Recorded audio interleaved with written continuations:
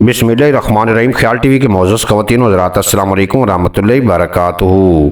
मैं हूं आपका दोस्त मोहम्मद अली खिज़र। आज की इस वीडियो में कचनार के वो फ़ायदे आपको बताएंगे जिन्हें जानकर आप चौंक जाएंगे। मौसम बाहर जैसे ही आता है तो मंडी में कचनार की कलियां भी आ जाती हैं। ये एक दरख्त पर उगती हैं और इनको सब्जी के तौर पर पकाया जाता है। कचनार को अगर गोश्त और कीमे के साथ पकाया जाए तो इसका जायका भी गोश्त या कीमे जैसा ही महसूस होता है। वैसे अगर कच्चा खाया जाए तो ये कड़वी होती हैं। पकाने के अलावा आप इसका अचार भी डाल सकते हैं जो इंतहाई मज़ेदार होता है। इसमें नमकियात के अलावा विटामिन सी होता है। कचनार के दरख्त भारत और पाकिस्तान में मौजूद हैं। ये दरख्त दरमियाने साइज के होते हैं और इस पर फूल लगते हैं। फूल बनने से पहले इनकी कलियों की सब्जी पकाई जाती है। इन्हें कलियों को हम कचनार कहते हैं। इसका मिजाज सर्द खुश्क होता है। कचनार खाने से खूनी बवासीर में फायदा होता है। कचनार खाने से पेट के कीड़े मर जाते हैं।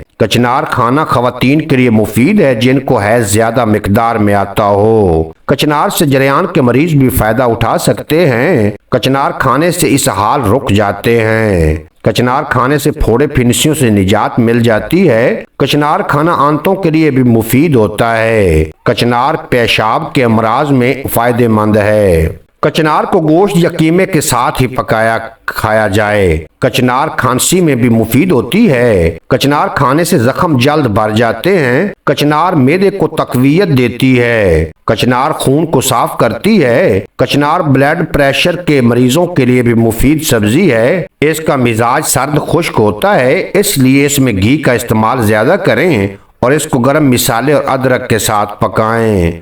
उम्मीद है आज की ये मुख्तसर वीडियो आपको पसंद आएगी। अगर वीडियो पसंद आई हो तो चैनल को सब्सक्राइब फरमाएं और बेल नोटिफिकेशन को प्रेस करें ताकि मुस्तकबिल में अपलोड होने वाली तमाम वीडियो बर वक्त आप तक पहुंचती रहें।